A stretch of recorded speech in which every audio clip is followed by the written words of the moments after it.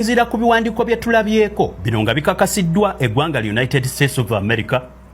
Namukadde Nakyemalira Yoweri Kaguta Museveni akutte obutitimbe bwa ssente n'abusasula musajja mukulu oyo gw'embalaga ayitibwa Jim Morani, nga Jim Morani ono ye nannyini kampani eyitibwa MGS oba giyite Morani Global Strategies. Ono amuyambeko okusobola okuyamba mutabani we mu kuwamba obuyinza mu ggwanga lya Uganda, era ng'empapula zino ndowooza nazirabyeko naye nammwe kanzibalageko musobole okukakasa ebintu byonna nga bwe mbibagamba. Bassebo ne bannyabo mu ggwanga lya United States of America bw'oba olina omuntu yenna gw'okolera nga si munnansi wa ggwanga eryo, kyonna ky'omukolera olina okugenda mu gavumenti n'okiwandiisa era n'okibabuulira nti ngenda mukolera kintu kino wansi w'etteeka eriyitibwa FARA oba liyite Foreign Agent Registration Act. Ngeno Foreign Agent Registration Act lyetteeka erikukkiriza okubaako omuntu atali mu America oba ekitongole kyonna oba gavumenti yonna eri wabweru w'eggwanga lya United States of America bw'obaako emirimu gy'okolera naye ng'olina gikola mu mateeka. Kaakati eyo gye twajja ebiwandiiko ebirimu musajja mukulu Namukadde Yoweri Kaguta Museveni abasajja be yapangisizza okusobola omuyambako okubikkirira ebibi byonna byakoze bannayuganda ate bayambe mutabani we awambe obuyinza mu Uganda nga bannansi temutegedde. Kaakati wansi w'etteeka eriyitibwa FARA oba Foreign Agent Registration Act, musajja mukulu Jim Morani naye yapangisizza kampuni endala eyitibwa Skyline Capital, ng'eno yalaze mu kiwandiiko nti agenda kubanga Jim Morani ku lwa Museveni asasula Skyline Capital $2,000 egya dola buli mwezi. Gino nga teyataddemu kiseera ddi lwagenda koma. Museveni yamuwadde obutitimbe bwa ssente naye n'atoolako n'abaako kampuni ya munywanyi we endala gy'awa olukusa era n'egenda neewandiisa empapula nga bwe nzikulaga ku screen awo. Lwaki nkunnyonnyodde akantu kali aka foreign agent?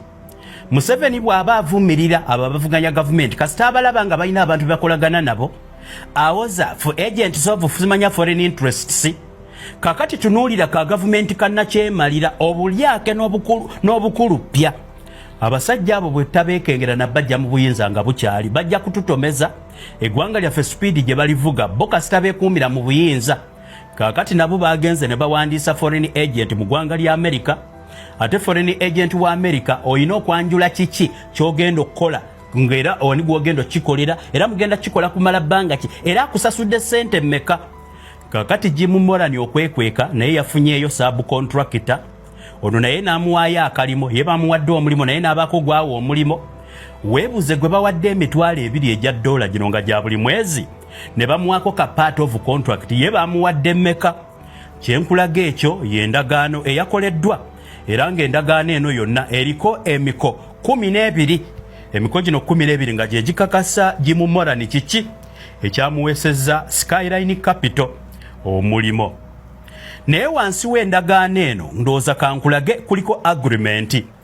Nkugambye Jim Morani bwe yawadde Chris Stewart owa Skyline Capital omulimo bakoze endagaano eno nga bwe njikulagaawo ku screen eriko ensonga zino wammanga. Consulting agreement on behalf of the Embassy of the Republic of Uganda. Kakati endagaano eno eriko ekigambo nti Dear Chris ye nannyini kampani eyitibwa Skyline Capital amuwandiikidde ebintu bino wammanga. This letter of engagement is between Morani Global Strategies Incorporation and Skyline Capital and relates to certain consulting services to be rendered by Skyline Capital to Morani Global Strategies Inc. on the behalf of the Embassy of the Republic of Uganda with respect to services as described below. Ekisooka consulting agreement. This independent contractor agreement is made between Skyline Capital and the government and Skyline Capital, a government and public relations firm engaged in lobbying contracts and activity as defined by the Lobbying Disclosure Act LDA as amended. Obutagenda kukisoma ekyo nga bwe nkikulaga endagaano eno bagiteekako omukono July nga 6. Morani Global Strategies nga contracting Skyline Capital amuwako ka subcontract okusobola okukolera Museveni okuyamba mutabani we Muhoozi Kainerugaba bamukubira ekikopo mu ggwanga lya Amerika kuba bakitegeera nti eggwanga lya Amerika lyeri ekiise era lyeri sobola okulemesa Museveni okukwata obuyinza n'abuwumbagatanya bwonna n'abuwa mutabani we nga bannansi temusoose kwebuza kati ekiwandiiko kino kigazi era kyasayiningibwako Morani Global Strategies nga wa Skyline Capital omulimo ne Skyline Capital endagaano n'agikkiriza nti bajja muwanga ebiri ejja $, buli mwezi. Kati kankuzeeyo waggulu ku ndagaano eno mu tteeka ery'aba foreign agent nga bano ba foreign agent Museveni yeyabapangisizza likkiriza kampani okuwaayo ennamba yalyo n'okuregistaringa era kampani ya Skyline kasita bagiwadde omulimu okolera Museveni nayo neegenda mu Foreign Agents Registration Act newandiisa nti naffe tuzze kukola mirimo kulwa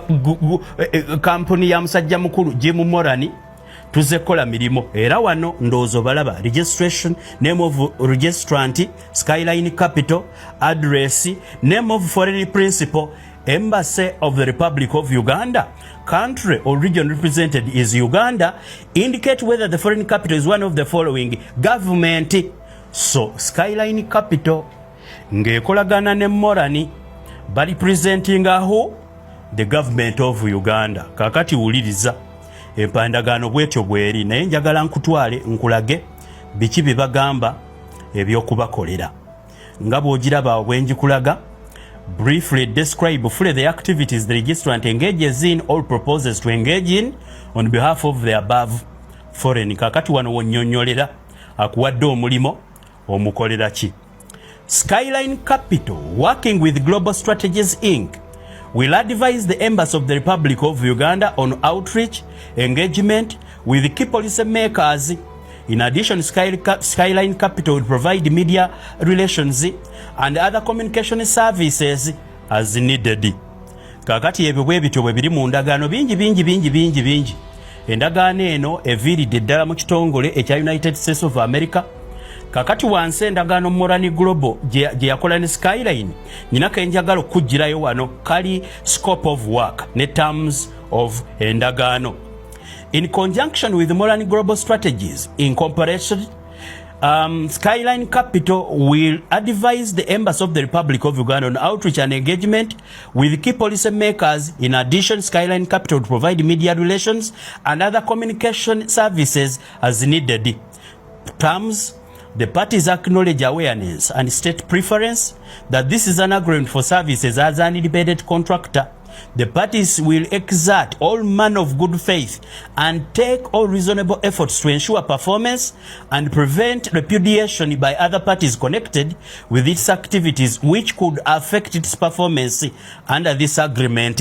Kakati subcontractor on Skyline Capital shall not be held liable for any breach or failure to perform under subsequent contracts between Morani Global Incorporation and the third party. Wuliriza endagaano eno.